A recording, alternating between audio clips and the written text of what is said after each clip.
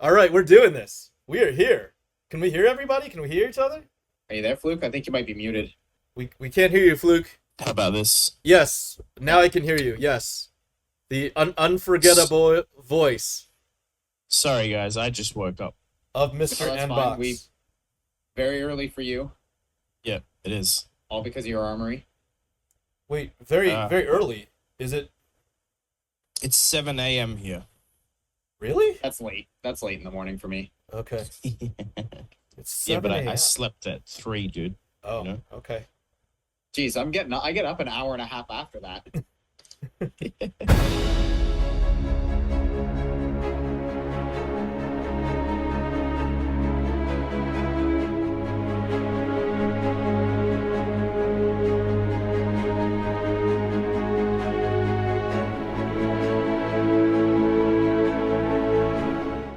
Dude, you're both. I've got to say that you're both just kicking ass and growing.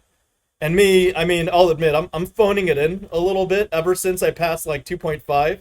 I've been phoning it in, but some things I take very seriously. Like there's that last week tonight video, which I don't know if you guys caught. Like I put in work for that one, but then That was good. oh, thank you, appreciate it. Your guys' stuff is amazing as well, but you guys are like continually growing. I'm kind of just coasting a little bit and just busy with so much stuff, but you guys seem to be the front runners for like the future of flesh and blood content. Sloop is for sure. I appreciate that. Okay. Another guy that I don't know if you guys have come across him. He's the Ragamuffin Man. He's pretty new on the scene, and his stuff is also like he's the editor for a bigger YouTuber, the Spiffing Brit.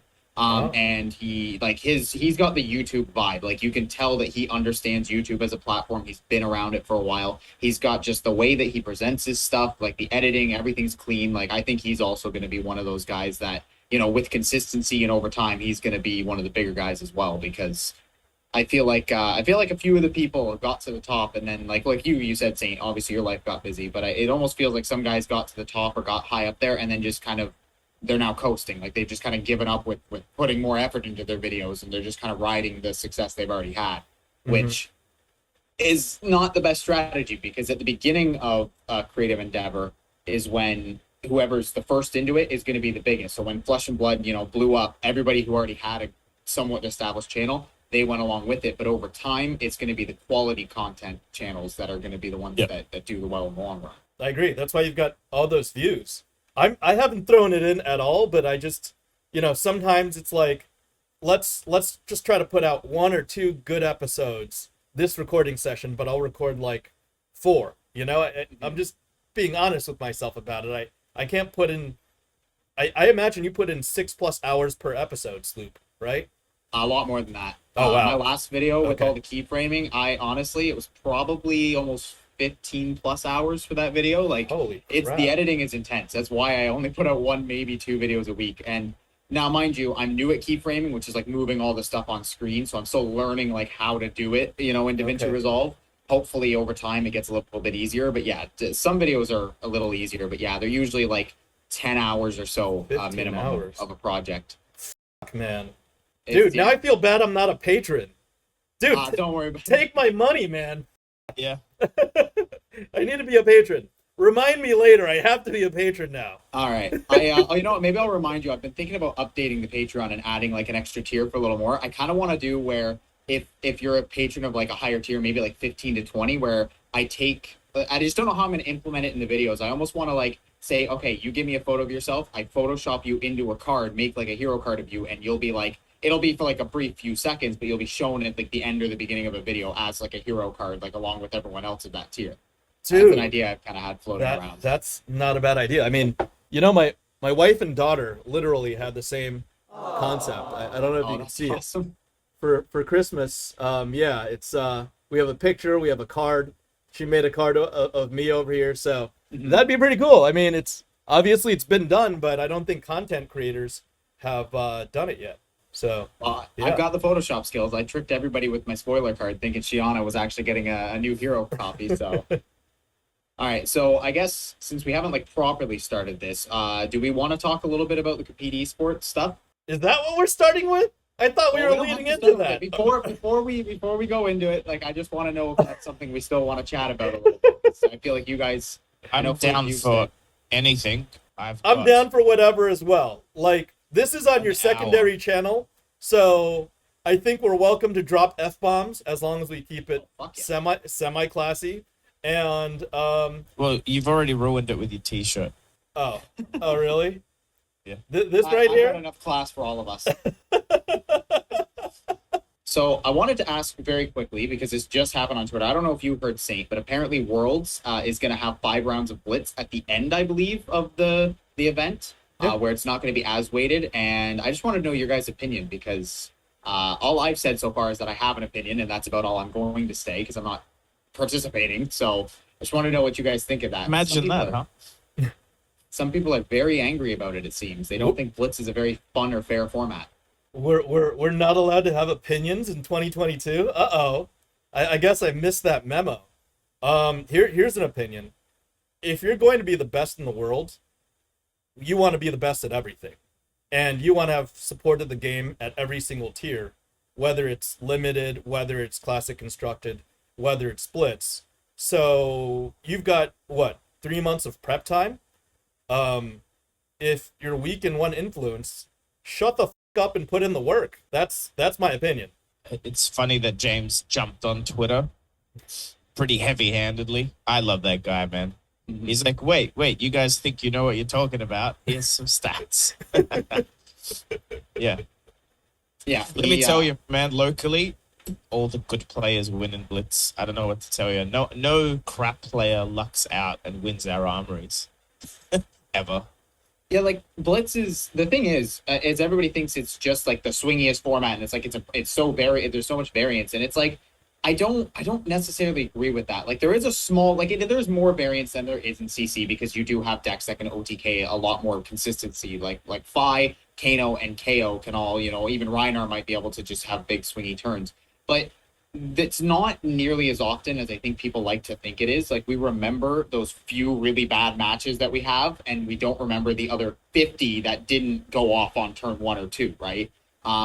It's just that Blitz is quicker, and it's that there's less decisions to be made because the games are shorter. So if you make 1 or 2 bad decisions, that will cost you the game because it's so short. But I don't think that it's any less skillful than CC. And I also I don't know. I agree with you guys. It's like you're there to be the best. They're going to challenge you in every format. They're trying to find who is the best player of everything in Flesh and Blood, not just who's the best classic constructed player. Yeah.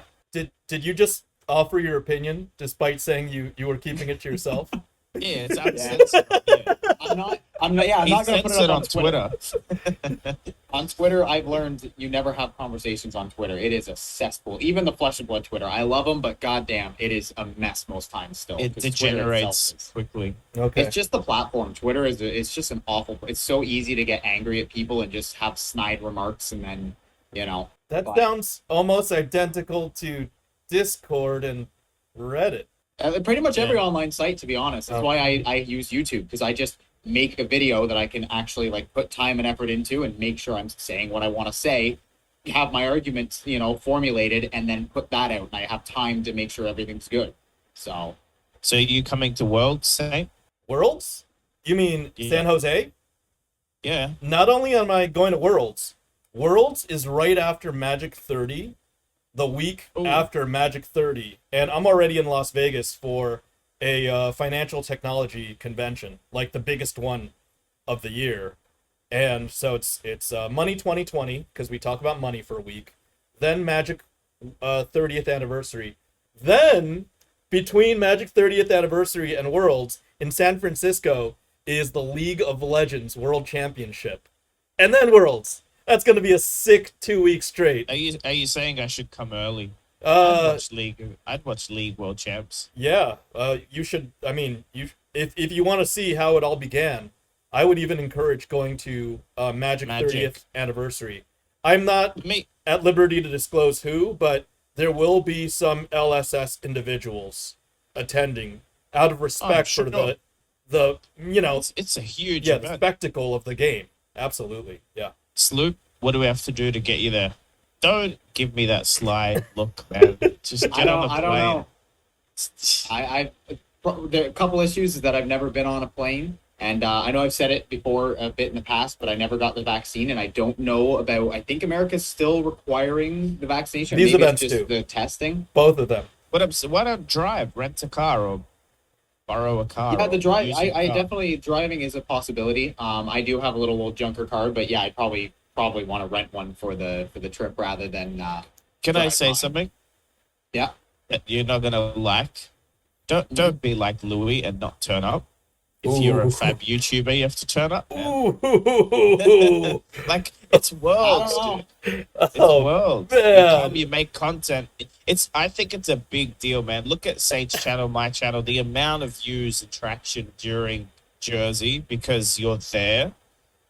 Remember, out of the players in the world, only 1% of them will get to go to Jersey or to San Jose. Only 1%. Maybe not even 1%. Like, if the event is 2,000 people, that's probably still only 1% of the people that have played Fab at one point in time. Well, I've heard that Well, number's close to 500,000, honestly. Have Okay, but played I'm Fab. saying it's 1% or maybe less will actually be in that building. And if you're like a face of it, it's very good for you to experience it. Well, Meet the well, people. Sloop, that's a very solid argument. Though Mr. Fluke is, really driving it home that you need to show up. Comparing it to Louis. Yeah, you need to step up, man. Well, And if it's your job, this is what I'm saying. Your yeah, channel is your future job. You'd like it to be full time. if you'd It's like a it to big go to deal, man. Look at 5K, FaBled Academy. He went from like very obscure to pretty much known as the cinematographer of the game. You already like are a fab YouTuber, man, and a big one. I would say the biggest growth wise. You gotta be there. you're visible. If it's I- like a money issue, that's an easy one to fix. You just gotta like actually get off your ass and go. But I do want to go to Worlds. Although I do want to say one counterpoint to your initial argument. You said I was like Louis and that I needed to go to No, these no, I events said to get don't the be views. like Louis. No. Okay, so don't because you said I needed to get if I go I'll get all the views. But the thing you're missing is that I don't know if you've noticed, but I don't really need to go to events to get views. I can do that quite well on my own. Oh, That's not what I said. damn, Fluke! I know. Haymaker. No, but Yeah. What I said was, as a face of the game and a quite popular one, as fan service goes, and when I say growing your channel, I mean that because you are trying to grow your channel. It's worth going. It's not for views. You're already popular enough. Like you get more views than Saint tonight. You do. Like, Yeah. and we have. I've more got the subs least than views, you. and I started first.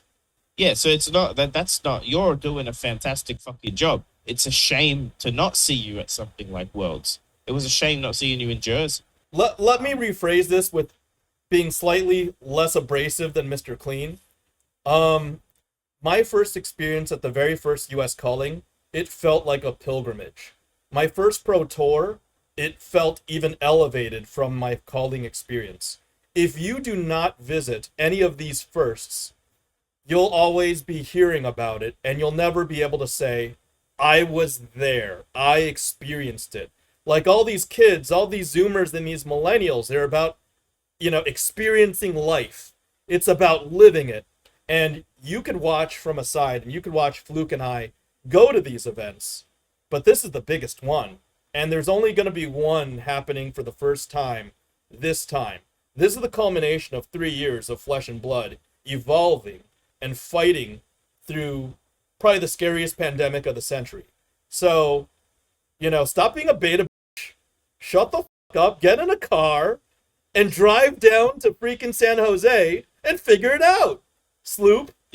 Be a Chad. I really should. Because I understand it is something that I actually really want to do. Because I don't even care about playing. Like I know it's a flesh and blood event. I don't give a shit about actually playing the game while I'm there. I'm obviously going to, but the big draw for me is just meeting everybody and making It's connections. secondary. Like meeting people from LSS. Hopefully, I imagine it being Worlds, James White will be there. I'd absolutely love to meet him. He actually originally he told me that he wanted to meet me at New Jersey, but obviously I wasn't there. So. I know you both. I feel like this is really just intervention because I know you both would like to meet me. So, and I do want to meet the both of you as well. So, Heck yeah. I was gonna make a video. I'm going through some personal shit at the moment, and I'm not ready to make the video, but I'm gonna make the point to Sloop. fear is like the catalyst for growth for humans, and fear, especially like comfort zone shit. Get on a plane, man. Like it's not. I'm not saying you're afraid, but if it's like a comfort zone thing, first time thing, in and of itself will just be a life experience. Like you said, meet some Canadians that are traveling, drive into the US, and then catch a plane. I can't imagine it's difficult. Like worst case scenario, I'll fly to Canada, spend a few days in Canada. We'll fly in. Like it's not a. Do you get what I mean? It's not like that's not going to be the issue. You just have to decide to go, and then the rest will just fit.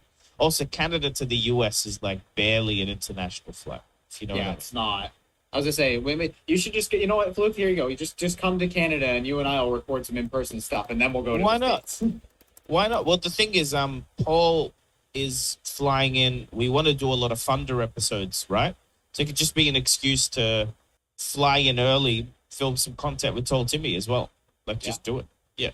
So what you're saying is I'm gonna definitely need to bring all my gear so that way I can do some recording myself too.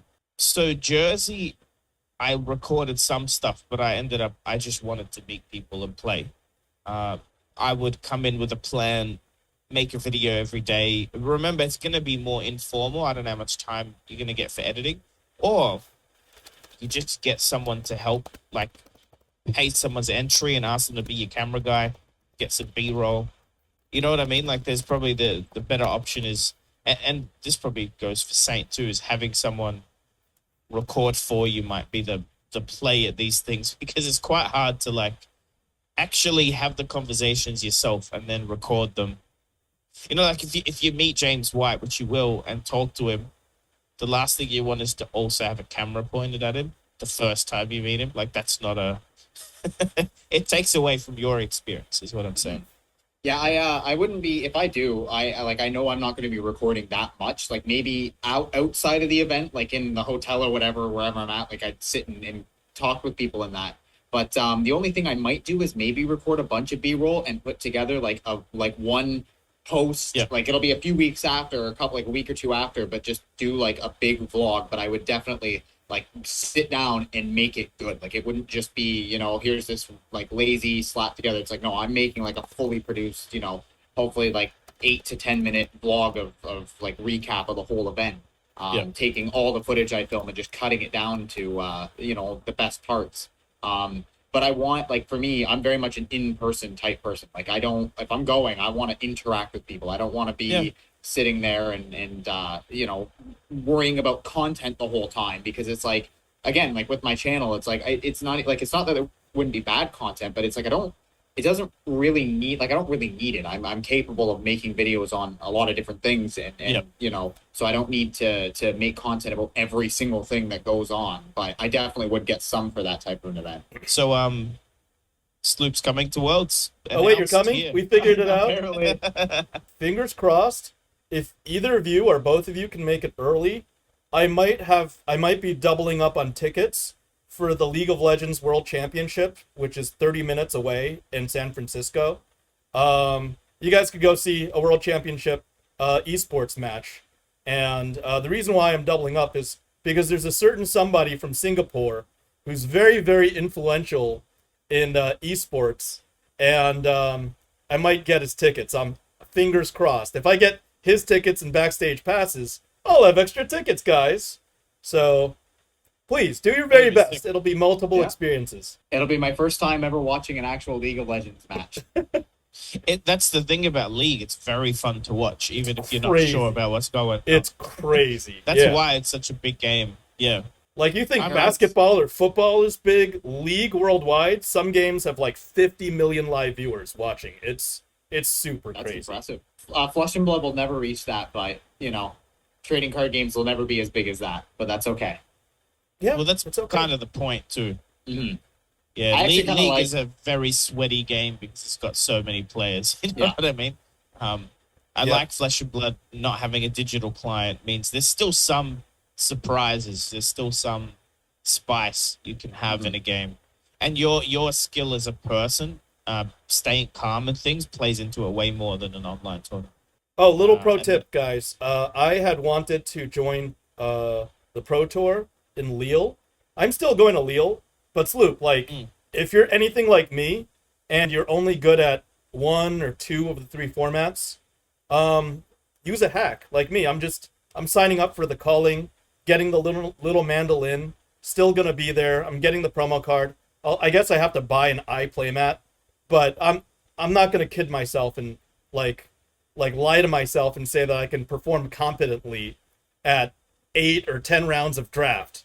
I'm not good at limited. I've played 0 limited games. So if you're in that situation and you don't want to compete on a world championship level, like just buy a calling ticket and just watch. The events are not the like after Jersey. I think there was actually way more fun had in the side events. Like Pheno Black won the Commoner event, and I bet if you go ask him, he probably had more fun playing the Commoner event than he did the actual Pro Tour. Yeah, Pro Tour's a bit sweaty, a bit sweaty. Yeah, dude, there's also like a UPF tournament, man, that had a gold, silver palm. Yeah, yeah. Yeah, but dude, Sloop, if you and I go to the UPF tournament, we have clout, man. Like, we may not you might end up winning because people don't want to kill you.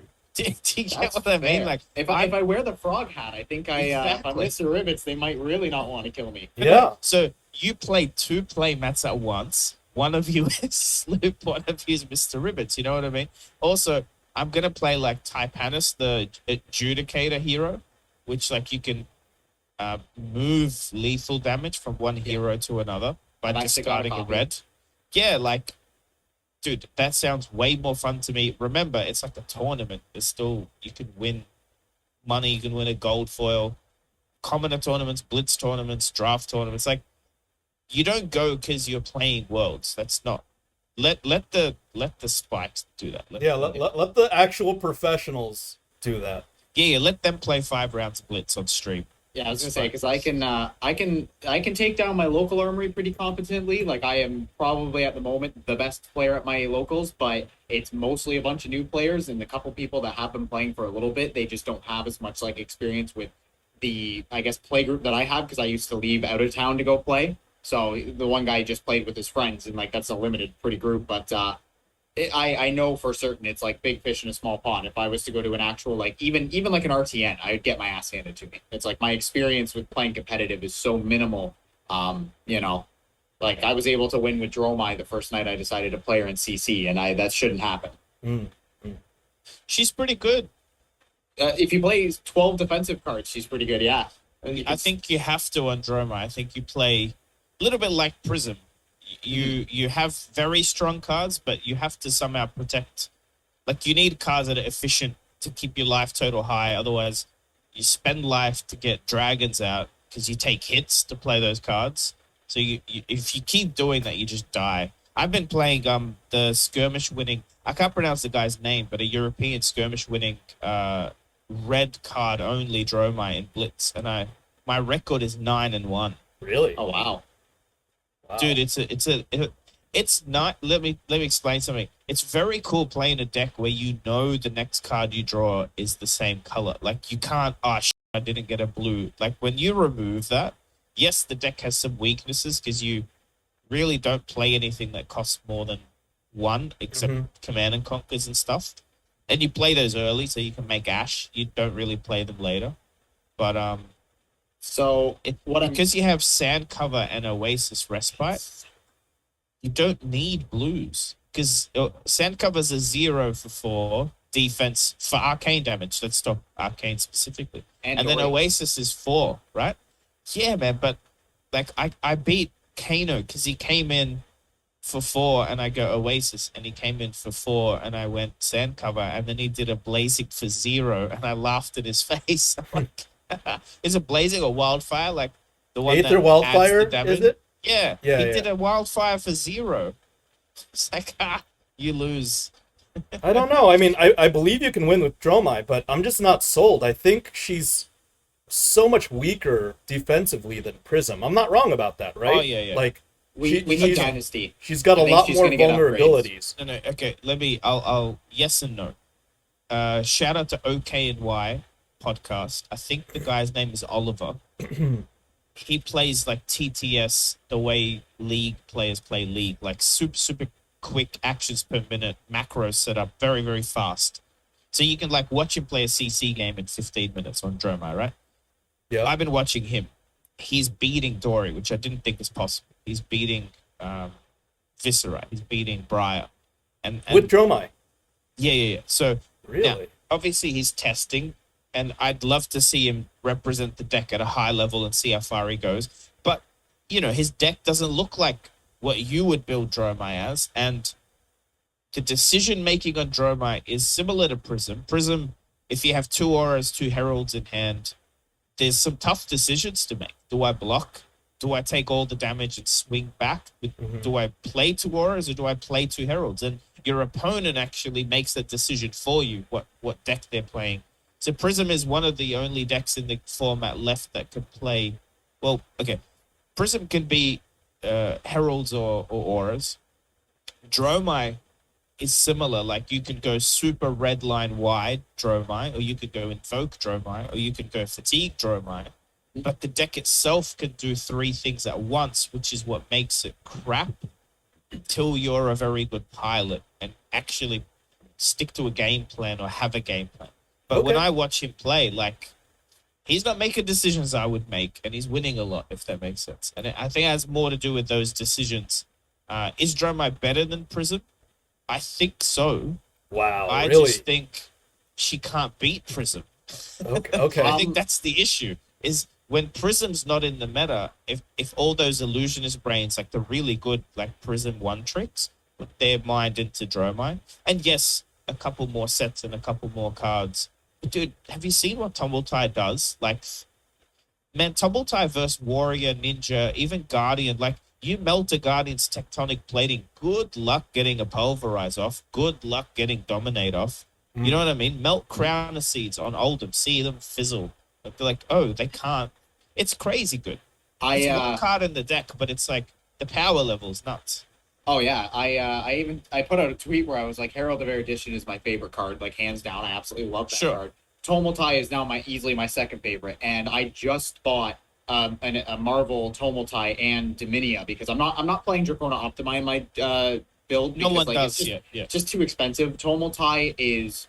I actually faced Dory yesterday, and it was actually my own Dory deck. I was letting somebody borrow because he doesn't have a CC deck yet, so I was just letting him play it, and he was doing well. But yeah, I got Tumultai out. I melted his Brave Forge Bracers to start because I was like, that's the one that you're going to use every single turn.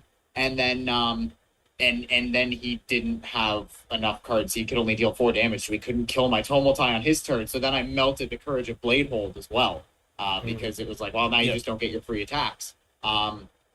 And then he just died to dragons. Yeah, no. Then he killed it, and then I got an invoke. Then I got Dominion field, and he couldn't kill that either because I attacked him with that and a bunch of other dragons, and he had the block, and then I got that for 2 turns, and it was just a brutal game. It was not even close. I was at I think I was still at 17-20 when I killed him, so it was it was a pretty brutal match. That's one thing I found about Dromai though, running all those defensive cards like Sand Cover and Oasis for Spite. Man, my favorite thing is when you're facing a Guardian and they're like, I'm gonna pummel you. Like, you block their attack and they're like, add a pummel, and it's like, Sand Cover, eat my ass.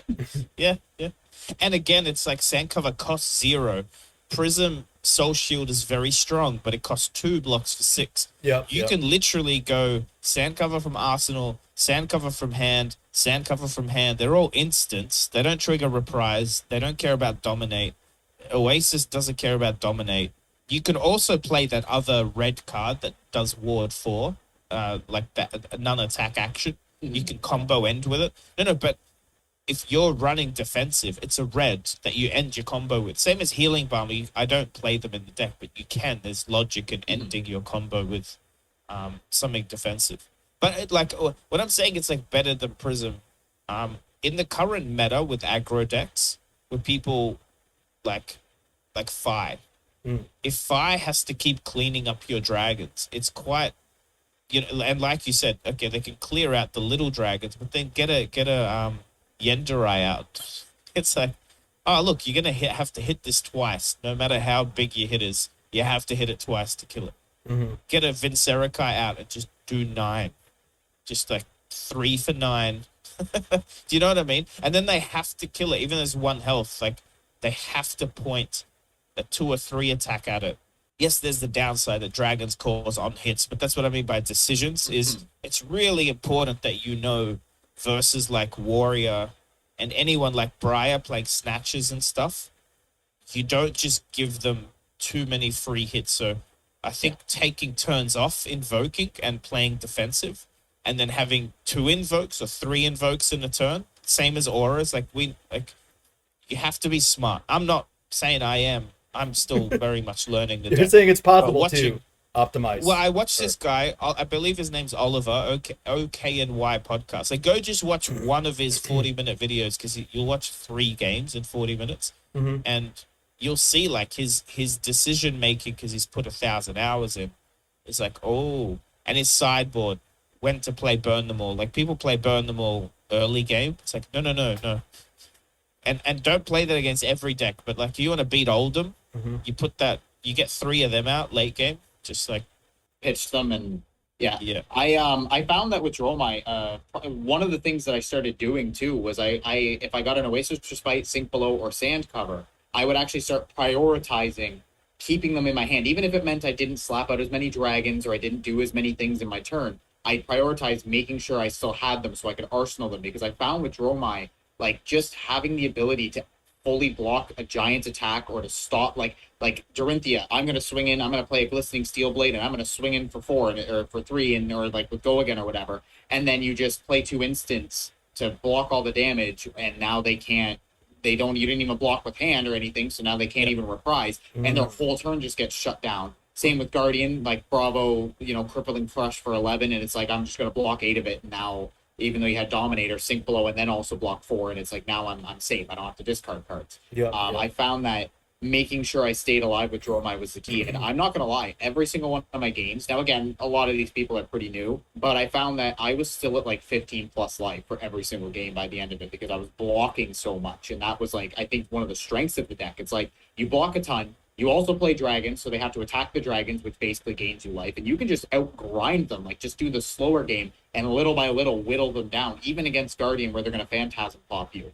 It got to the point where it's like, okay, I have like 1 Mirror guy, so okay, attack without Phantasm, and then you just poke them with your Ash Wings first to test if they want to. If they pop one and they end your turn, it's like, okay, at least you just lost an Ash Wing. But then sometimes they drop a hand, and it's like I didn't get any 6 attack or higher, and that's when you just swing with like 8 dragons all at once. Yep. So she's and I mean she's just amazing. It's Dragon Mommy. I mean, like I said, I literally just spent 300. There is- You called it, man. You called it. Yeah, the flavor of having dragons is so cool. I agree. love dragons. It made the I mean, set. It made the set. Those Marvels made the set, and I think this just fused all the collectors and players and turned everybody on both sides to become both. Right? Yeah, everyone's feedback, except for people like Rudy, who only have a singular view. Like, he definitely doesn't play actively and doesn't follow the player market. Looks at pricing and says, "Oh, it's not like." But man, I can't buy Uprising. Do you know what I mean? Like, I want to buy boxes to draft, and it's actually hard to find.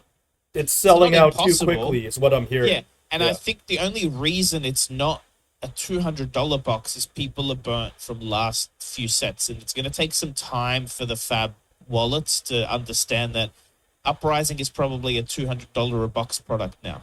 It And will do be. you know what I mean? Like, It will be. No, Oh, well, yeah. but I'm saying when a product's sold out, it usually has a premium. In Fab, it's just there's a lot of singles, and a lot of people buy singles more than they buy sealed, and it's going to take some time. But Fab 2.0 works. It worked. It's working.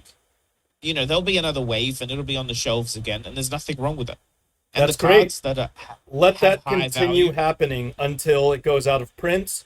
Be patient. We don't have to wait for prices to go to the moon. That bullshit is behind Uprising in us. 5 years is going to be an expensive box. A nice box. Absolutely. It's the first Because 2.0 the box. nostalgia of all of us pulling first Marvels, first Dragons. Yeah. The nostalgia of being able to hit a cold foil and a Rainbow Foil Legendary in the same box or pack. Like, that's for unboxing content like mine. It's 100% stuff I want to open in the future when it's harder to get. Like, that's Yep. I actually still need to pick up a case because I like to get at least a case of every set when it comes out and hold on to it. Like there is a little bit of investing. It's like maybe in the future I might sell a box or two of them, but there's also the fact of it's nice to have them. So that way, when I want to go back and draft with some friends, or we just want to crack a box for old time's sake, I don't have to spend $700-800 on a box like 10 years in the future. I just have it already. It's just like in my closet. Can go and crack it when I want it, and then there we go. We can relive old memories, and I only spent the MSRP for it rather than the absurd secondary price that it will be in several years. Heck Because yeah. Uprising is easily the best Flesh and Blood set. Like in my opinion, it's like nothing else. Even though Alpha, I know like Saint for you and you Fluke, you guys probably have Alpha as like your absolute pinnacle. Yeah. In terms of just the set, like what's in the set itself. Like if we're comparing just Welcome to Wraith, like as its base compared to Uprising, I think Uprising is just strictly better. Like you got the marbles, all the fold foils, and the rainbow foils. And most people can't get Alpha. Like I've never opened Alpha myself, so I own some Alpha, but Well, you need to come to Worlds. Yeah. Maybe you'll do a content creator draft. I happen to know a couple of people, and Well, I was gonna say, like, Sloop, if you come, you'll probably get the whole LSS announcement. Sloopdoop's coming, and yeah, like a few content creators got the alpha drop. By the way, we can easily organize our own content creator alpha drop. That's not an issue. I could just drop a box, and I would drop a box. I get the FaBled though. Sane will keep the cards. It's fine. oh yeah. And we'll Although I'd be happy to play an alpha draft to pay for my packs. That'd be cool. We can definitely work something out. Who's your shirt directed at, Saint? That's what I want to know. Oh, this is just a very simple philosophy. I believe, to live life, you just, don't be a see you next Tuesday. My wife is around, so she doesn't like me saying that word, but it's very, very simple principle. And we had to deal with the exorcism of a couple of them recently, right? Since I think you're segueing into a topic, the elephant in the room topic. I would like to make a comment. Yeah. I don't think I was responsible for anyone quitting the game or anything like that, because I'm not that important. What I do like is that I made a 40-minute video asking George specifically to call me a liar so I can prove that he's lying, and it's been radio silence. Yeah, and they've whatever you commented completely on my video, whatever you think about the topic, he can't. He simply can't say I was lying. Yeah. And it's crazy because just the fact that that happened means LSS is telling him he's lying, right? And he hasn't even come out and said, you know what? Like, I didn't have the facts and I maybe shouldn't have said it. And then still say, F you, LSS, whatever he wants to say, right? Like, exactly, it's to play the victim card just for attention. He hasn't even acknowledged that his talking... Look, I called him out on things I know are factually true. Saying about him trying to oversell stuff to new investors in the game. I've got the email in my email box. I could release that. I could release all sorts of incriminating information. But the amount of receipts I got after that video from notable people in the community, like much more love than I, is what I'm saying. Like people that no one would see as drama mongerers type of thing. But good riddance, man. Like I don't like seeing. I want the game to grow. And definitely Louis and George had a big part and a big influence on people joining the game and growing the game. But I think after a while it just became, my take is Louis, because we talked about this on Thunder, I think George sort of poisoned Louis a little bit with the too much focus on flipping and profit. And I'm in complete agreement. And then just being fake, guys. Look. Early on, because I think I was the first one to make content in Fab out of the three of us. Like, I would be like, hey, guys, I truly, deeply love this game. And then a couple episodes later, I'd see Louis, oh, I truly, deeply love this game. And then I go trade in a Black Lotus that's worth $160,000. And I'm like, I am all in for Flesh and Blood. And then 3 episodes later, there's a Louis episode where he says, I am all in for Flesh and Blood. I just gave up my job. And then 4 to 6 weeks later, Monarch releases. And then all of a sudden, there's this whole astroturfing of May the Zoo be with you. It's like, I understand you guys are south of the Mason-Dixie line, and your target market is probably 1 standard deviation below average intellect. But, like, come on. Anybody who's semi-educated and has got a college or above education will see right through that bullshit. I just don't want to be a drama monger and, like, go up in people's faces and point it out. but it's like, No, I'll do it. It's fine. if you fell for that May the Zoo bullshit as if that had anything to do with the interests of flesh and blood, then, my friend, you are a fucking idiot. And you need to, learn. You need to get good at life and, like, stop being a sheep. That's that's how I really feel. I remember Chris Sayers calling Louis out. He was definitely the first to publicly do it.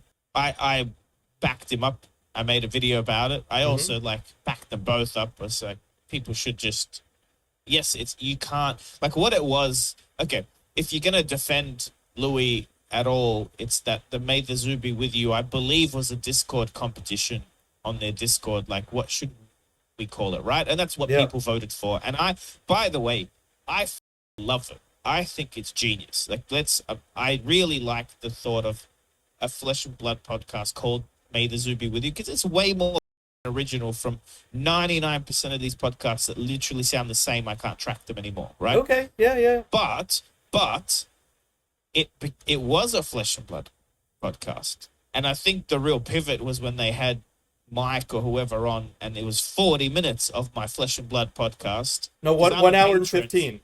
Oh, sorry. 40 minutes out of 2.5 hours. Yeah. Well, I'm a patron, so when I talk shit about Louis, about his price tracker, about his thing, it's because I was his highest tier patron. So I get to say shit because I literally pay you, and I feel entitled to feedback on your content. Yeah. And it ended up being a MetaZoo. Well, it didn't end up being a MetaZoo. It ended up being, let's trash Fab, let's praise MetaZoo. That's what it ended up being. And I think convert the sentiment of the market. Yeah, it was detrimental to Flesh and Blood. Go look at his channel. He's lost 300 subs since quitting Fab, which they're the people that bothered to click the unsub button. Yep. Then you've got, already his views were dwindling. His average view is lower than Sloop's average view. Not the clickbaity stuff, right? So we need clickbait something or hyper negative, he'd get views. But his price tracker videos are getting 300-400 views. No one gave a no one. And if you guys have channels, 300-400 views means nearly nothing. Like, that's the autoplay on the homepage. Just a million reasons why. Like, if your average view is 300-400, that's fine, but that's not high. It's not successful. It's not. That's where I am at, guys. I'm not ashamed at all. That's where I currently am. Yeah, I'm at the point where I get that within my first 6, 7, 8 hours on a video. It's 400 to 500 views. Like with Louis. The two things about the podcast. The first is I found that anytime I listen to it, because sometimes I do try to listen to longer form content, and as much as I'm not a fan of Louis and George, I have to admit that they are entertaining to listen to, partly because I disagree with so much of what they say. Like, so much of what they say, it's like, these are, like, Louis is the epitome of the bro investor, a guy who thinks he's really, really smart, but makes unbelievably stupid decisions, like quitting his job for his channel, dumping all this stuff on credit cards for the game, and it's like you make $12 an hour, and now you're the TCG Oracle 2 months later, because what, you heard some other douchebag from South Carolina had a vision, and you followed that vision, and come thousands of other idiot sheep, come to me, I'm the new shepherd of TCGs, go. Yourself. Yeah, and because his channel, like when Flesh and Blood blew up, there was it really felt like specifically his DM Armada and Red Zone Rogues channel, those three specifically really did blow up because they were putting out a lot of content every day, and there were so many people searching up Flesh and Blood, and that's great. But Louis, it felt like he got a bit of an ego for it, and he got used to. He's literally said before, oh yeah, I thought my channel was going to be at 12 to 20,000 views. It's that's not normal for YouTube. Your channels grow small. The reason that all of our channels are still relatively small is because it just takes years for any YouTube channel. It doesn't matter what topic it's about, unless you get really lucky with an incredibly well-known topic, and you have just one killer or a handful of really killer videos that really catapult you. 99.99% of people on YouTube have dead channels, including Flesh and Blood. There are so many content creators that even if they have a lot of subs, they do not get the views, and it's because they're not putting in the proper effort, they're not figuring it out, and I'm still myself learning. But I think my channel speaks for itself. I've spent time learning how to be good at YouTube. This platform, you have a formula. Yeah, it's very, very specific, and you just need to figure out who your audience is, how to sell to them, how to get people to actually click your titles and thumbnails. And dude, yes, you brought it up yourself. You've got amazing. You put in work in the thumbnails. you put in, I believe, keyword That's like optimization to make sure to put in the right words that catch the right people searching on YouTube, and it just automatically drifts with whatever TCG content. Like, I don't bother doing any of that, but my hat goes off to you. Like you said, you put in 15 hours on some videos. That's great. I sit down, I talk about some. I don't even edit the videos. I'm like, bam, twice a month, sit down for 4 hours. Genji and I will spit out some stuff, unless it's a special episode that we're like, let's put some special attention. Let's think about it. Let's script it out. But otherwise, it's just, here's what's up. Here's what I think. This is my update from my journey as a collector. That's it. But we do this different. That's you're trying to make this your job, and I mean, you've got a lot of patrons, right? Do you have over 100 patrons at this point? I'm guessing. Oh God, no. Huh? No, I've got like 35 or something like that, 36 maybe. Really? I never asked. I never really We got asked. for it, 37 now because Saint's signing up. Yeah. Yes. It's something like I'll that. sign Yeah, up for I like the feel 5 people program or whatever, bro. Yeah, I'm I feel a like if I supporter. actually asked more often, but my thing is like I'm at this mode where it's I'm kind of focusing on just making the best quality content I can and growing like the brand, growing the channel. I should really start asking a bit more. I also kind of want to add channel memberships, like maybe take the lowest tier of Patreon, like the $2 to $3 tier, and just make that channel memberships, and then have Patreon be where it's like this is the genuine support with like all the benefits added onto it. Whereas like the channel membership could be like you get a little logo next to your name kind of thing, and that's that's your. Here's the thing, man. I have 125 members. Mhm. I God just damn. ask. Okay. But I ask, and because it's coming from me, the tongue in cheek is like, I definitely don't need you to be a member, but this is your little tip jar. This is like that alpha box you got to watch me open. Like, you're going to pay 0.01% of that now. Yeah. Do you know what I mean? And people get it. Like, they know they've seen hundreds of thousands of dollars opened on the channel. They're $3 a month. That you should have that conversation. You're having it now. You should be like, guys, I'm trying to invest time. The average video, like, by the way, you can make just one video about it, and you'll probably get 20, 30 patrons off. I agree. Where you go, You should do this it, is man. the behind the scenes. This is me keyframing. This is what look at my look at my editing timeline with all the cuts. People go, oh, like the guy's working, and he's working to entertain me, and I'm here. Look, you can have $5 a month for entertaining me. It's hard to ask, but it's also, people do need to be prodded a little bit. Like, You should people- ask. Yeah. We Yeah. asked, and within a month, I think Genji has 35 supporters, and he handles the Patreon back and forth, the questions and answers. We do other videos, and even some of the patrons, when they ask for information, like specific collector private information from me, are like, they want an angle on an ARB move. I get involved. I log in. I answer questions, and then I fuck off and go back to doing whatever I was doing afterwards. But it's like, Like you said, if you're going to make custom cards for your high level Hell yeah. patrons, if you're, like, I already get to watch your videos early on your Patreon, which I like. I like to watch it early because I also, like, I saw the Timmy one where you're roasting him. Like, I like seeing that a day early. Text him and going, dude, you need to have notifications on for Sloop because the next oh my videos- god. You know what I mean? Like, it's cool to see it early. Have you seen some of the comments? Like, oh, Sloopdoop is So tearing down Timmy. He's one of the greatest content creators. And it's like, dude, did you watch the f***ing video? What are you smoking? I actually sent it to Paul, like the tall Timmy, small Paul. I sent it to him a day early too. Like I decided I was like, because it's about him, I wanted to send it to him because I wanted to know his reaction. But there's also that small bit, because if there was anything that he's like, actually, this is like, I'm not for it, which I knew he was going to. He's got a sense of humor. He's Australian. Like I knew he was gonna love Yeah. it. But I wanted to share it with him, and he thought it was hilarious. And then some people are like, oh, this is so mean. And it's like, you clearly are like I'm just gonna be real for anybody listening. Okay, I genuinely think that the Mr. Ribbit's videos, they are an intelligence test. And if you take it seriously, you're f***ing stupid. You are actually dumb. If you take me in a frog hat making obvious, like there was literally a joke where I was like, could you imagine if I'm not actually Mr. Ribbits, I'm just Sloopdoop in a frog hat trying to say stupid, like awful to people on the internet? Like, Yeah. And then I paused for like half a second, the music stopped You for did half a a look. second to hang, just that little bit of a hang, and then I continue. Like, if you don't pick up on that, that's on you. That's your fault. You're an idiot. That's not my problem. I am not. The internet's responsible not for you. that. The internet's not for you. Yeah.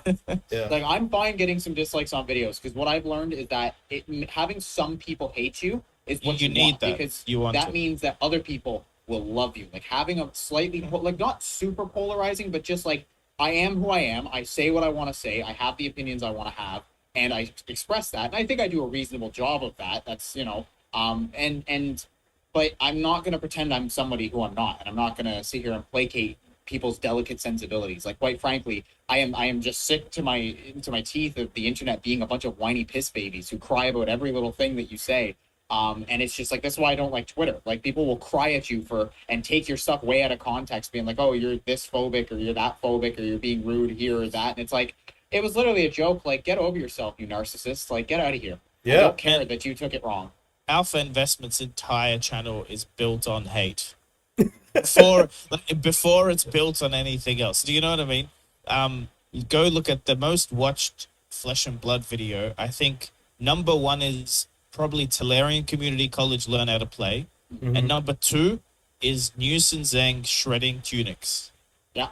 That was beautiful. On Twitter. That video, It's The video that I- 100,000 views.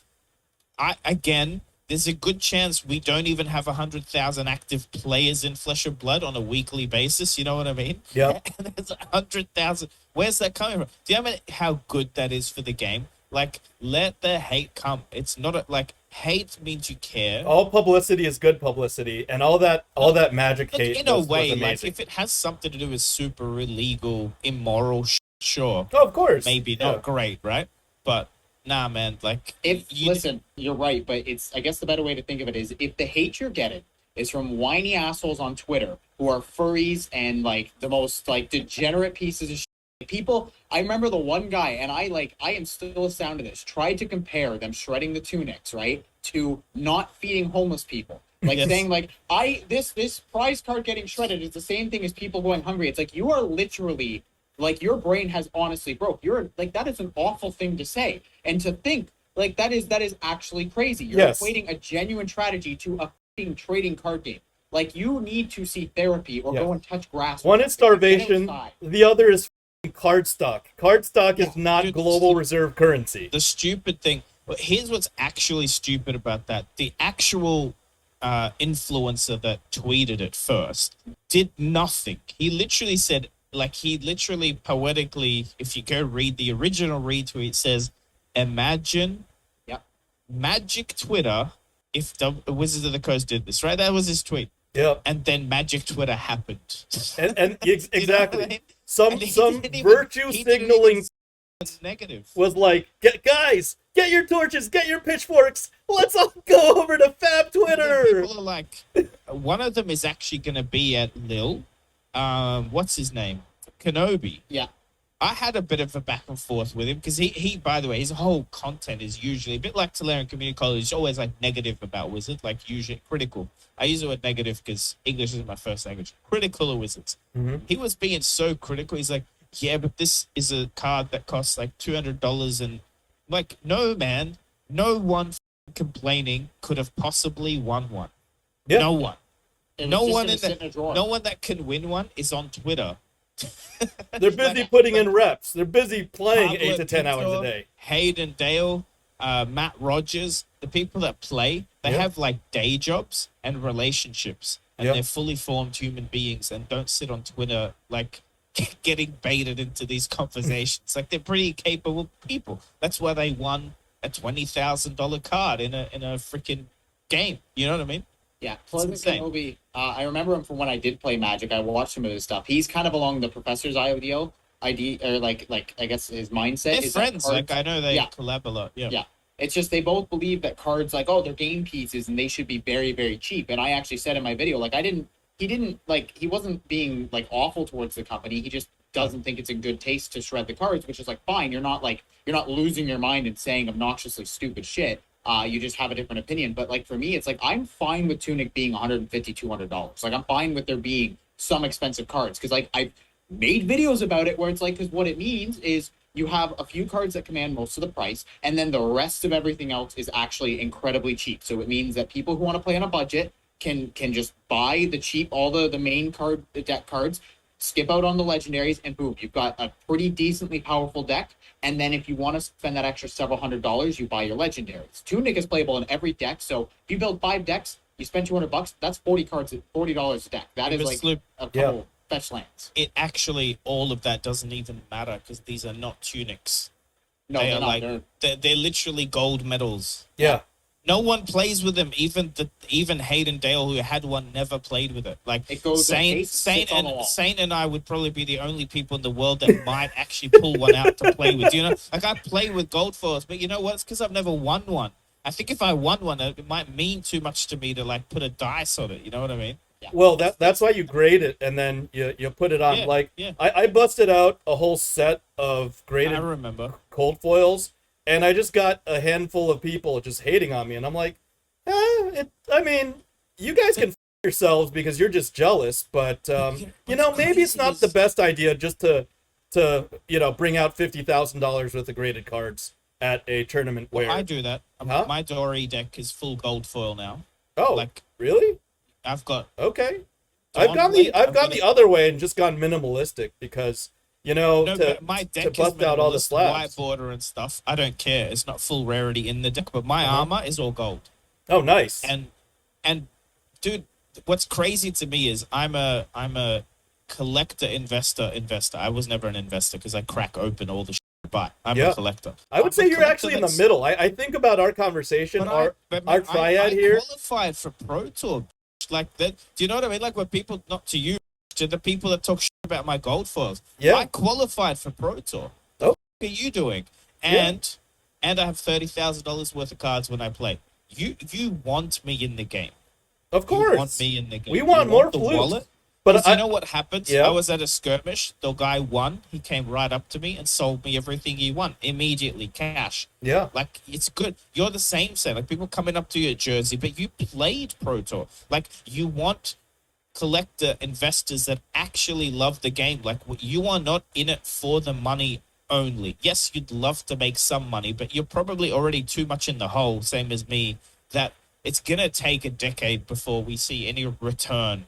But the investment's like a labor of love. Like my gold foils. It's a hobby. It's a passion. Do you know how many people's tickets to Worlds exist in my gold foils? Like probably 10 people get to go to Worlds.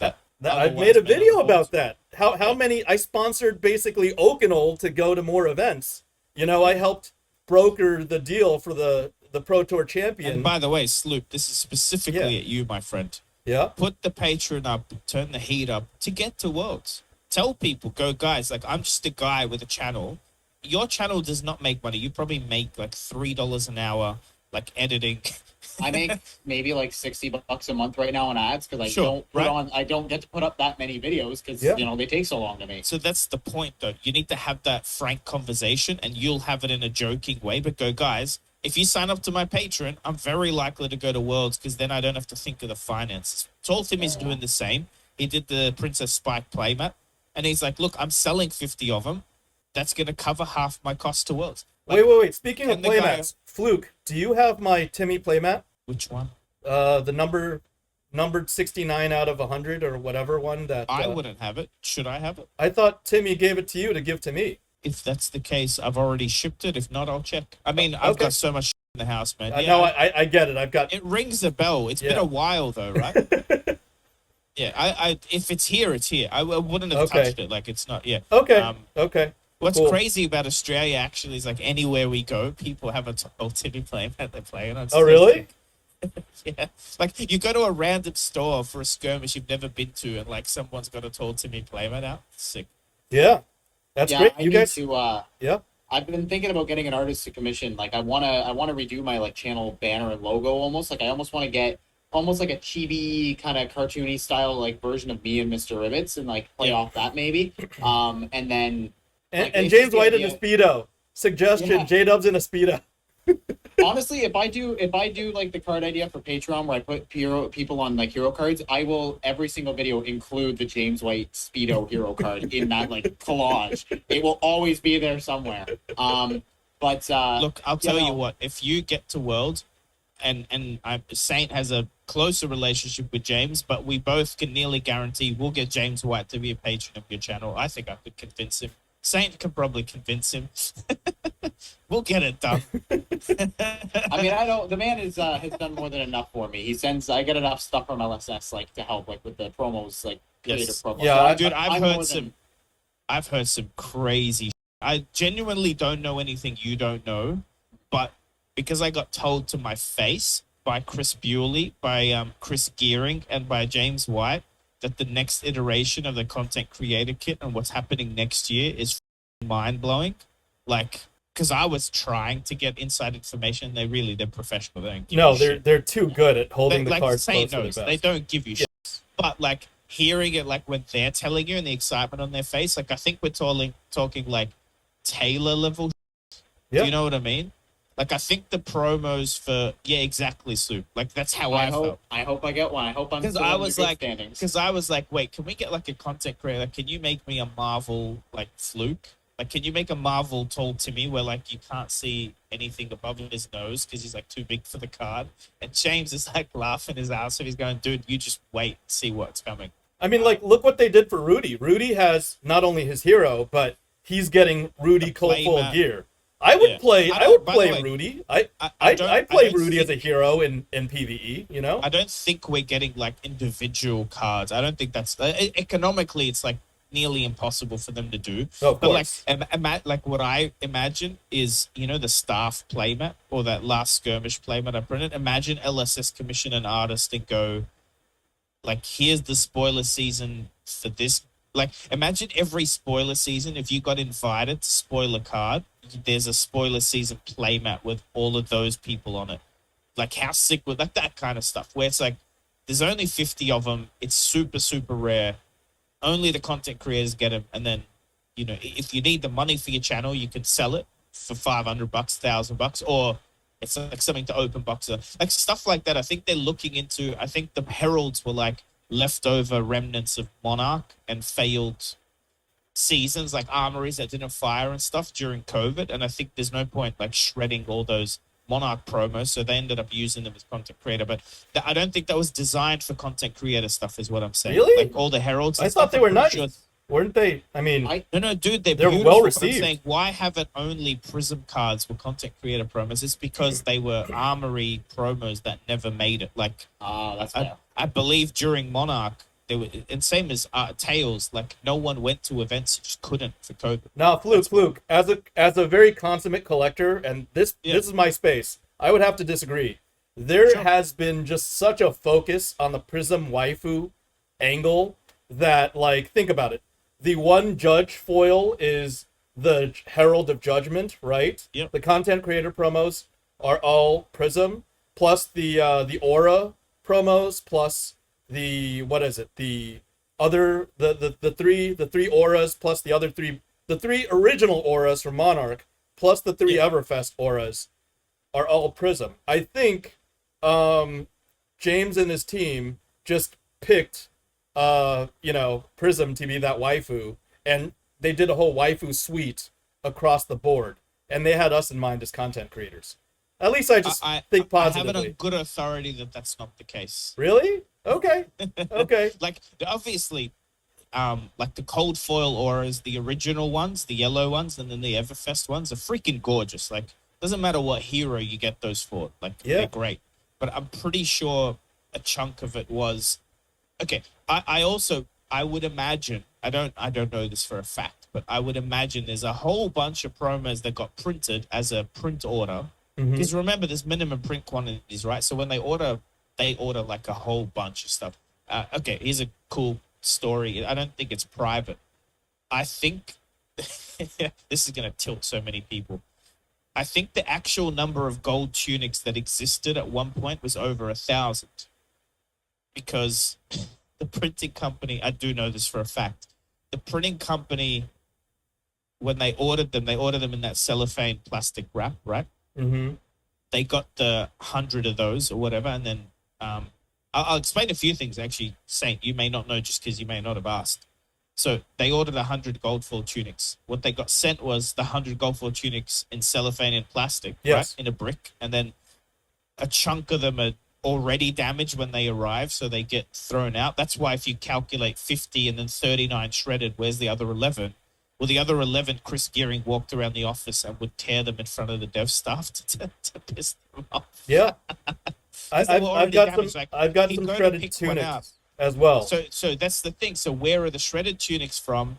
There was like a whole box of 1,000 that the freaking printer printed in error. Yeah. That they just got as a box with no protection on, like gold foil tunics. And So they I got shredded them. some. Sasha Same Markovic has got them. some. Sasha has most of it. Yeah. And So this- even the same even as the Aoki, Steve Aoki had a couple too. So yeah, And he had shredded hearts as well. And that's the thing, right?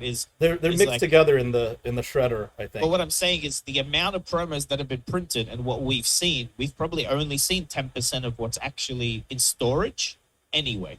I just think, But it's yes, just they went down. it's just print and print waste though. This is part of the printing industry, right? You know, but also, like, I believe whatever their deal is, maybe they don't pay for promos. Maybe it's part of printing 10 million cards or 20 million cards or whatever. They also get all this promotional material thrown in or part of the contract. Like, they print a lot. They Yeah. print a lot. And, Print and a lot as of bullshit. client, Yeah. so what I'm saying is, I think they went down the Prism route because she's unique, but also because the Monarch seasons, the Armory seasons itself was pretty weak. As seasons go, I don't know how much Monarch was played. Wasn't that right before COVID? Like Monarch, No, it's right Came in the out. middle of COVID. Monarch was In the May of middle? 21. So that's my understanding. It's like all failed skirmishes and failed ProQuests and a million other events that they had plans for that never happened. Arcane is similar. I think Arcane pre-release like just never. took Arcane off was the because that worst. the Yeah, start. James said it on Kellen's interview that Yeah. Arcane Rising was just not played to capacity whatsoever, and so many cool items were just left Yeah. out of Yeah. rotation because of all the events that never fired off. But I have it on good authority too. You know, they did the, oh man, I can't remember the word, but how they threw in all the old playmats and promos in an armory kit 1 month. Yeah, Do you remember what I'm talking about? The random one? yeah, I heard random of A one. couple Yeah. months ago or a month ago. Yeah, they I'm trying did to it, remember yeah. what they called it, but that's I a can't remember. recurring theme that's going to keep happening. Mhm. Where like a year from now, you're going to just get random Dromai promos and stuff in an armory because they're not wasting it, they're not shredding it, they're not throwing it away. Why? Gold foil tunics specifically, there's a very good reason to shred them. Like they don't want to give them out. They don't want more to exist. Especially LSS is aware of the secondary market. They don't influence it. They're aware of what those cards sell for. They know it's not a good thing to go and look, we're gonna give these out as random armory drops now. Do you know what I mean? Like it just ruins the collectability for the real collectors that spent 20,000-30,000 on Of course. for these cards. Yeah. And they've made that commitment since day one, and they've kept it. And speaking of that, collectors and players again, and everybody says that currently it's a player's meta. I'd say 2 out of 3 of us are collectors, but Sloop, you're collecting as well, right? As a I secondary. just don't have as much interest. money as you guys. Like that? No, seriously. Like I just bought 2 marbles for my Dromai deck. I collect mostly for what I'm playing, but I've got 8 silver palms. Like there's certain cards and like I have like 96 or 7 of the cold foil trinkets like amongst all of them. Like there's certain things that I like to collect, but I'm just not as like I'm still coming up in terms of wealth. I'm still building myself up in the world. You know, putting all my skills into video editing and that has been helpful with that. But I'm hoping in the next several years, if I can, grow my wealth exponentially or just, become more skillful and get some opportunities, then yeah, like my collecting will go up. I think that's just the nature of most collectors or people who have the ability to collect. I think that if you gave any random person who's like, oh, I just like to buy the cheapest cards, if you gave them the ability to buy a lot of expensive cards, they'd immediately be a collector. They'd be buying all the expensive stuff they could. I don't think I like this whole topic. There are no player onlys because if you're a semi-decent fab player, you probably still own a tunic, and that's a collectible. Like it's worth 100 times more than any other card in your deck, and you value it, and it's part of your collection. Whether you bought it to collect or bought it to play, it's a collectible card anyway. Like Okay. You That's know what fair. I mean? Like Yeah, I think yeah. it's like, people say sexuality is a spectrum. TCGs are a spectrum. No one is a pure player. No one. Because no one only buys the cheapest. Like go to your most hardcore player, they're usually not running full white border because it's cheaper. You know what I mean? Like they still will go, oh yeah, like I got this cold foil weapon and an armor and I play with it. Like, okay, but if you don't care, why not sell it and buy food and play with the non-foil token? But they do play with cold foils because they can. And that's part of it, right? A little bit of, I think everyone is a collector, player, investor. I think a lot of people, their investor percentage would be very, very low digits. Like you got some silver farms. That's like a speculative investment for the future. Like For you do PvE. hope that they go up to $500 because I guarantee you'll sell a couple of them. Do you know what I mean? Sure. Yeah. But is that your primary goal? What weight would you give it? And you'd give it maybe a 1 to 5% weight, right? Yeah. So, but you are, and I think all of us, everyone in Flesh and Blood, everyone, and this is why like some content boggles my mind. It's like they're trying to give financial advice. It's like, or people that go collectors, or people that go players ruin the game. That understand. We're all in the same stratosphere. We're all in the same ecosystem. You can't have one without the other. Well, yeah, you would yeah. not play the game if it didn't have collectability. And I agree with you, like, Fluke. I don't think. I do want to bring this up. I've been trying to bring this up in the past, but for some reason, the three of us, literally us three on this call, we get the most hate for being the LSS kiss asses. And we are from different spectrums. Like, I'm a full collector. Sloop is pretty close to a full player, and you're like a hybrid collector player. You're strong on both fronts. But how come all three of us, when anybody mentions us on one of our channels, like the other two get mentioned as you plus those other two LSS brown noses? And I'm like, can I ask you a question? Yeah. You spent time with James White. How many, like, you spent time with James White during the whole channel FaBled fiasco, right? Tell me that you didn't have negative, critical conversations with James White.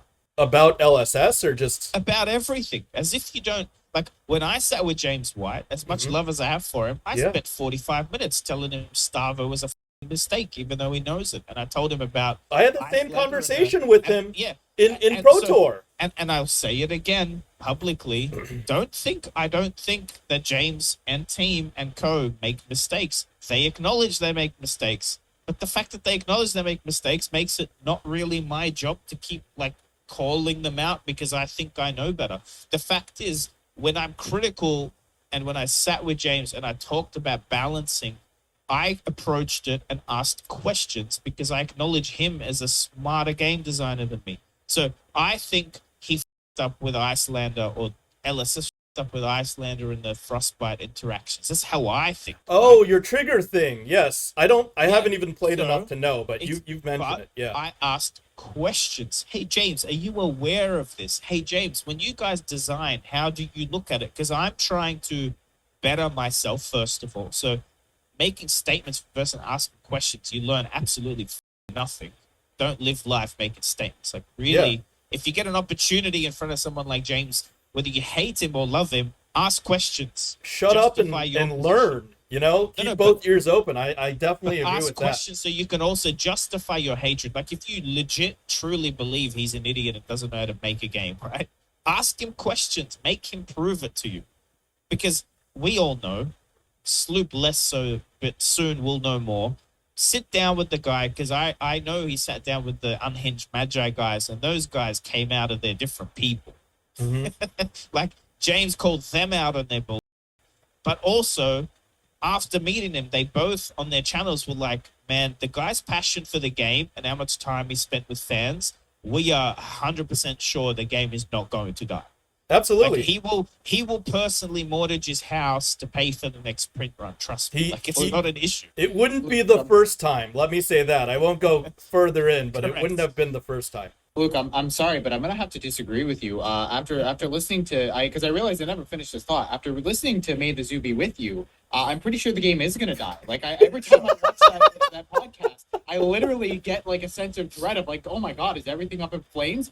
Because I realized I didn't even finish that thought, and that seemed like a good place to put it in. Because like, man, I've got to go. Sloop. No, Sloop. Yeah. Let me get this out, Sloop. You're absolutely correct.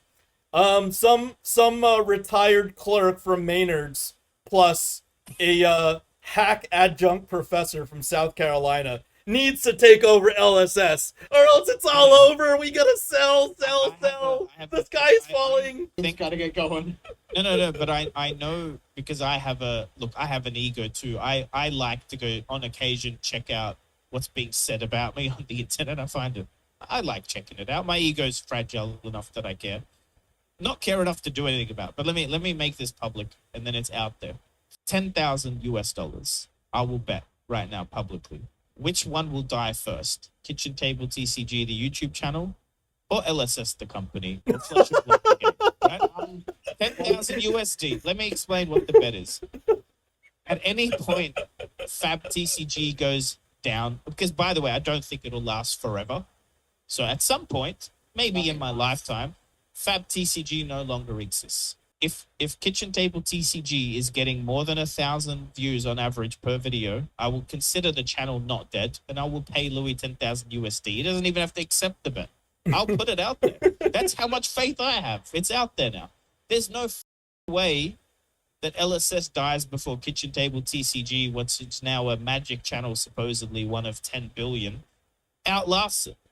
So if you know how to run a business, go run your YouTube channel, which is a hell of a lot simpler to run than a business. Run that and make sure it lasts longer than LSS, and I'll pay. That's how easy it is. Since we're on that topic, I just want to drop something that hasn't been brought up about how much of a charlatan George is. He came out on his video and he was saying how, LSS owed him a phone call, and he's been trying to do the right thing for LSS since day one. And he owns flesh+blood.com, which he does. But get this. No, he owns flesh+blood.com, the website. It's bullshit that he does. It's such a shark thing. It is a shark thing to do. Yeah. He wanted me to put in a bid for $200,000 to buy it or to bid on it so that LSS would come in and bid above it. And I've had that conversation with James, and James is like, the guy's an asshole. Like, I've offered him his money so many times, whatever he paid for it. I would even double what he paid for it. I think he only paid like $3,000 or something for it. He's like, you know what, FabTCG is 6 letters. Let me break it down to you, Saint. The optimization for FabTCG is superior. This guy's got his head in the clouds. He's trying to shark us for hundreds of thousands of dollars. The website's not worth hundreds of thousands of dollars. It's a 13-letter website. After you're past 8 letters, it's worthless. Like, I've had this conversation multiple times with George and then with James, and he goes up on public on camera and saying, "Oh, I'm trying to give it to them at the cost that I got it at." Did you spend $200,000 for that website, George? You are so full of shit. Yes. Had to get that out. I was just nobody addressed that specifically. I didn't even know that story. That's so bullshit. It's like, what's the thing? Taylor Swift had to go around buying her own domain names because people kept buying them up. Yeah. So she had to, it's such a bullshit thing to do. Do you know what I mean? Absolutely. Give it back to the owners of that actual name. Over that shit too. It's just James is a petty. That's trademark. You don't think he can go, because he can, the fact is, it's not Flesh and Blood Online and it's a plastic surgeon. You know what I mean? Yeah. It's literally the game. So technically, there's legal problems doing that. And James isn't petty enough to go after it, because he could just litigate it. He could go to court and go, that's my trademark. Yeah. This guy, makes content about my trademark intellectual is being property. A troll, and then he used flesh+blood.com to release that guy email to whine to the public. And that was a private business communication. Actually, on that topic, one that pisses me off, but maybe they're not doing it with malice, is FabTCG Online on Twitter. Yeah. It's the same thing. It's the same hashtag. So you go to tag Flesh and Blood, FabTCG, and they come up first. Mm-hmm. I'm like, why, man? One day, FabTCG Online, the online browser-based way to play the game, should get pulled down. You should not be using the name. Felt Table is fake Felt Table. Tabletop Simulator's Table. You can't go, use the name of a game as your name for the same game. You can't do that. That's common sense. It's not a fan service if you have a Patreon and you know what I mean? You're making money. I don't know why people think it's okay. Small game, I'll just use the name. Because their logo, their actual Facebook and Twitter logo and stuff is the Fab logo. Mm-hmm. You can't do that. Yeah.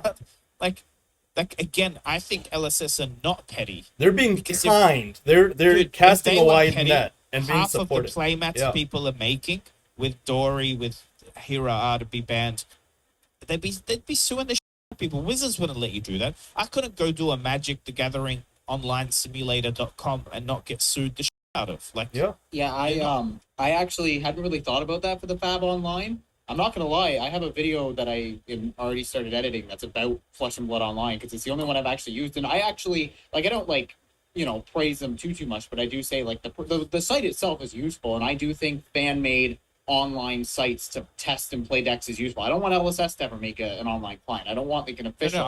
They never it's will. Like with Yu-Gi-Oh. Yu-Gi-Oh never had an official client, but there were people. There was like dueling book and dual network or whatever. It was like a couple sites that people had made where you could go on and you could duel people that way. Because I do think just when you're I want to build this new hero, well, instead of investing into all the legendaries right away, you test it online first, make sure you like the deck, so you get your build, and then you can go and buy the cards. It's the only one I've really used, so that's why I was talking about it. But maybe and you should. It's a great no. Don't change like just because I said something. It's more being aware. Like if you owned Flesh and Blood, and someone makes this great product, but then they're using your name and logo, it like muddies the waters. Is all I'm saying. Like the product on its own is great. Call it Flesh and Blood Simulator, but don't go so close to home. Don't go buy fleshandblood.com. Like don't do that. That's dog. Like. It's a troll move. You're taking, but you're also taking clicks away from the real one. Do you understand what I mean? You're also taking, like, if you want the game to grow, you point the attention to them. Do you know what I mean? But you taking the website, like George, and then isn't it a single store or something? It's Compete Sport. It's his website. Yeah, that's just again. Legally, I don't think it's a very murky area to even do that. Like you couldn't do that with Google.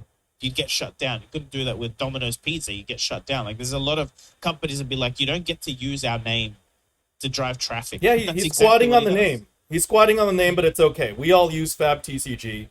Whatever. He's just a nuisance. He can sit on that website until he dies. It's the first thing to come up. So yeah, but again, it shouldn't exist. Yeah.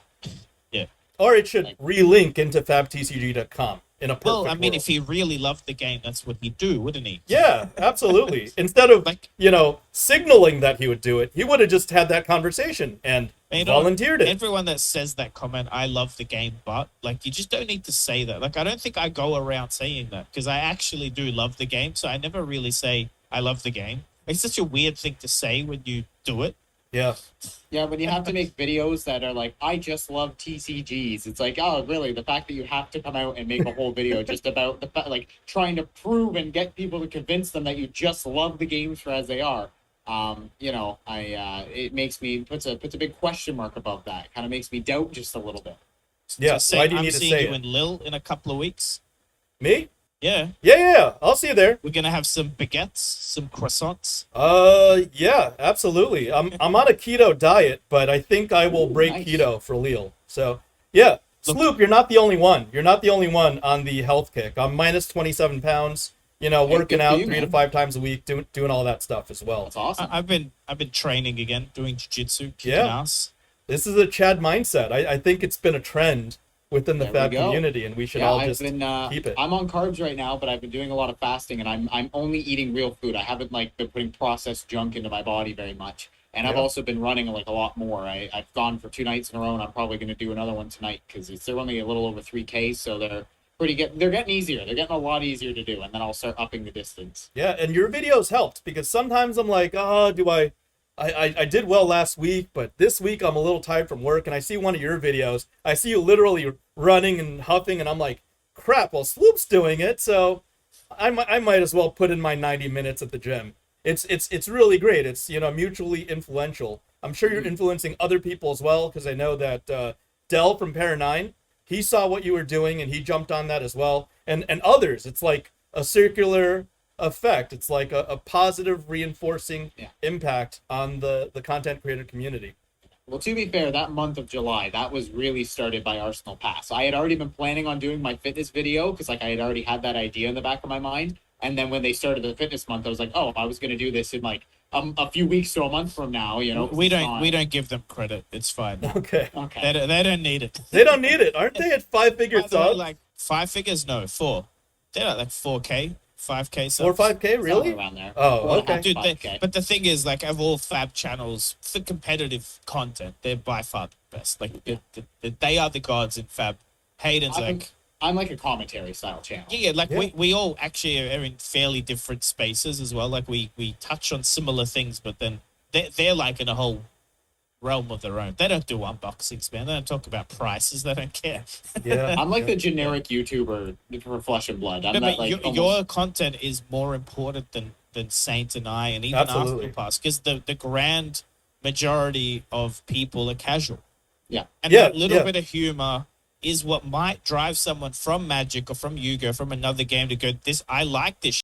I'll try that game, especially because you do always talk about the game, but it's in a tongue-in-cheek. You talk about the drama in a tongue-in-cheek way. Like it's more likely to get some smart people that get the humor to go, hey, I'll give that a shot. You give out good vibes, you know what I mean? But unboxing content is dime a dozen. Like my content's not unique. Saint has his collector take, Yeah.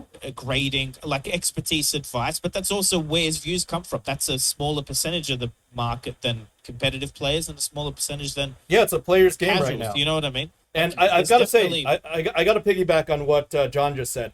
You, like, your thought and intentionality when you make a video where it's like, hey, guys, here are 3 decks you can make for $15. I'm like, whoa, this guy's cutting edge. He's putting in his homework, and, you know, it's like, Yeah. get all these cards together. And then, if you want to spend $40 after you kind of have a couple reps under you, then you'll add in the Majestics. And finally, we'll put in the finishing touch. Mwah! Chef's kiss. Get in, you know, the Shuko, or get in this, or It's like very your good. 5 video. And I'm like, crap, I don't have the creativity to do that. That's all Sloop. That's your space. And you're I- probably getting hundreds of players to come in because of that. And Yeah, I the thank you ones- for it. Yeah, the upgraded Blitz deck videos. I actually really enjoyed making them. Dromai was a little difficult because she's so different and was so new. It was kind of hard to come up with a list for her. And I think I did an all right job. I knew people wanted to play dragons, so it's like, of course, I'm going to pack full of dragons. It's maybe not the best way to play her in Blitz, but I'm like, you're buying Dragon Mommy to play dragons. That's what Yeah. new people want. And I almost did for the older Blitz decks, but some people asked me, but I'm like, the only thing is one, they're not going to get as many views because, you know, they're not the new decks. 2, Hometown TCG, back when it was the 2 guys, they actually did like really good videos on the Blitz decks. That's actually where I got the inspiration from, because I realized like, I think it's just Josh who's left, and he's not really like, I don't even know what he's doing. He doesn't really make much content that often, and a lot of it's like magic and just streaming, and it's like, it's not, when there was the 2 of them, they were doing all these deck techs and videos about the heroes and help for new players and all that, and their channel blew up because of that. And I just kind of recognized, I'm like, there's like a hole left in the space right now, and I'm like, and I really want to bring in new players, and I do think that with the thumbnails and titles that I've, like the skill I've developed with making them, that's perfect for catching new people's attention, or just, again, like those Blitz decks. Anybody who's bought one sees my video, and they're ones that, and I knew it was going to be, they were some of my worst performing videos at the start,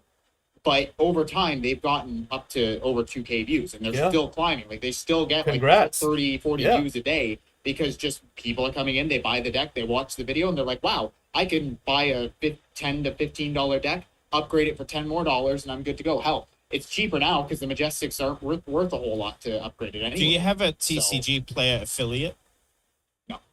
I think you should get one. I Yeah. don't think you need anything special, because because I'm a business guy, immediately should transfer it to just click below. Here's the upgrade cards for your pre-made.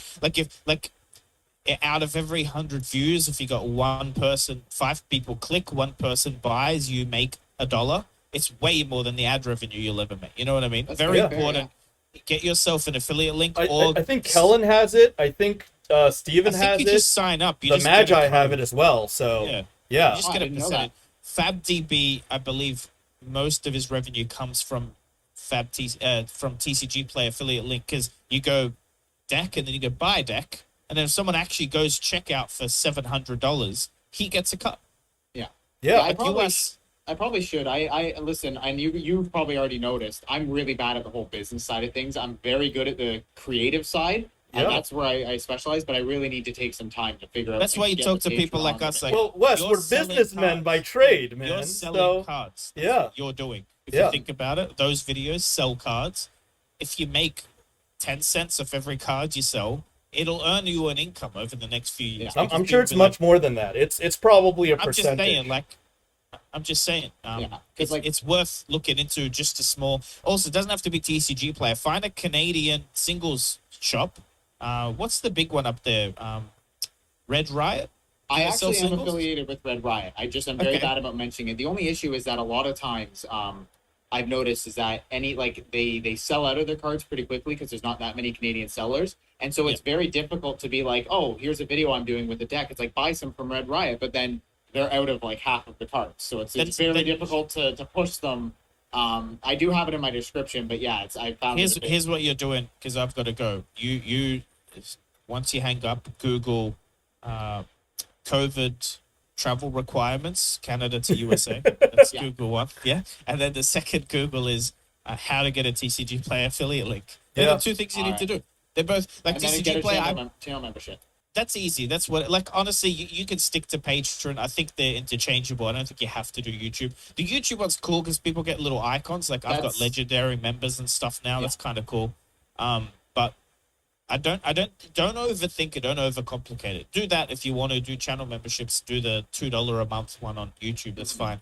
I think, again, doing something like when you're going to spend 100 hours on a video, monetizing it in a non-AdSense way is better.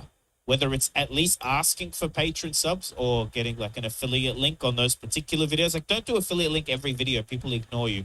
Putting an affiliate link that's pre-filled with the Draw My Dragons is big brain shit. Because people go, I already bought the pre-con. Like, if you make a link for every pre-con deck that links to the additional cards to make it like blitz worthy, and it's like my flower website, like you got packages, like you go, the cheapest version has the cheap chest piece and the top version has a tunic. Man, if people start buying tunics from your videos, you deserve to get paid. Yeah, even Like, 5% is money. That's like what, $7-8 bucks. If you're selling tunics, you're selling cards for anybody, you deserve a cut. Yep. Like, it's a commission. You should make it.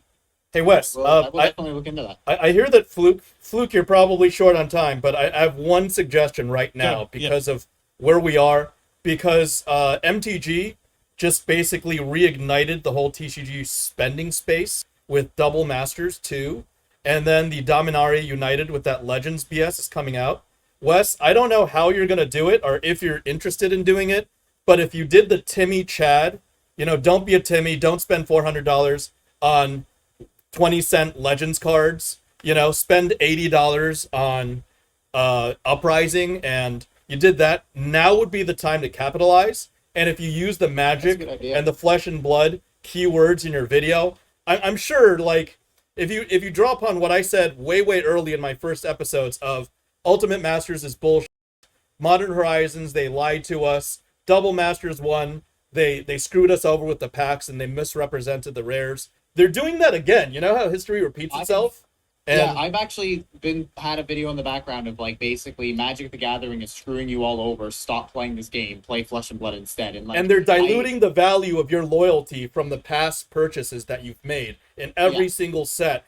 I'm not as eloquent as you. I'm not as creative as you, but you want like a 20,000 view video. That is right there. That idea, serving that up on a platter, you'll get some hate, but we've already established that all three of us are used to hate. Link right? that Magic content creator on Twitter, whoever he is, with the tunic, with the Saffron Olive is the original one. Saffron Olive, Pleasant Kenobi, and the Professor. And post it on the Magic website. Might as well. I used to watch all three of them. I watched them. I find it entertaining. They're not bad people. Yeah. I disagree on some stuff, but they're good people. There's people with malice. I believe George is someone with malice, true malice. And then there's people that are just misguided. Yep. And have bad opinions. Yes. All right, fine. I think, Fluke, you got to go. I've got like 15 minutes to get ready for this skirmish, so So Oh, I think here is a good time to end it then. It's almost been 2 hours of us chatting, so Yeah. No, I maybe love an it. hour I and a mean- half or so. Yeah. This has It's been great. such a pleasure. I mean, let's look let's forward to do this doing it again. whenever. This is great, guys. we'll get told to me on next time. We'll have a Oh fourth. yeah. Okay. Let's make content at Worlds together. When I see should. you there. When we see you there. Look, guys, You- if Play we with all choice now. commit to going, we can bring enough equipment to, or hire someone to do like a really high quality, like a UPF game with like 5 of us. Yeah. I'm We playing can do Prism. a draft. You know what I mean? Like we could do an alpha draft. We can. It will not be hard to rope in LSS staff if we have it. Like if we've got a professional, we're doing this. FaBled Academy will easily film it for us. He'd love that content, and we'll do an alpha draft. What Like, if imagine an James alpha jumped in? James would probably be down if he had like a couple I'm hours. saying LSS staff. I can nearly guarantee if we set it up properly, Yeah. James will give it an hour or two, and he'll come and play. Like, Yeah. look, dude, how good would the video be in person draft with like a whole bunch of international content creators? Are you kidding? Or Kevin like when I Australia? open an alpha case and this guy down there, Fluke, recorded it and released it before anybody else. I'm just a fan, man. I recorded it. I wanted to share the experience. Yeah. No, but it would be very cool. Very, very cool. All right. Well, this was an absolute wonderful talk, and we will do this again very soon. Yeah, we'll get the tall Timmy on here. We'll have just a 4-way. Yeah, okay. Hashtag I'm no down. homo. Nice. All right, guys. Yep. Later.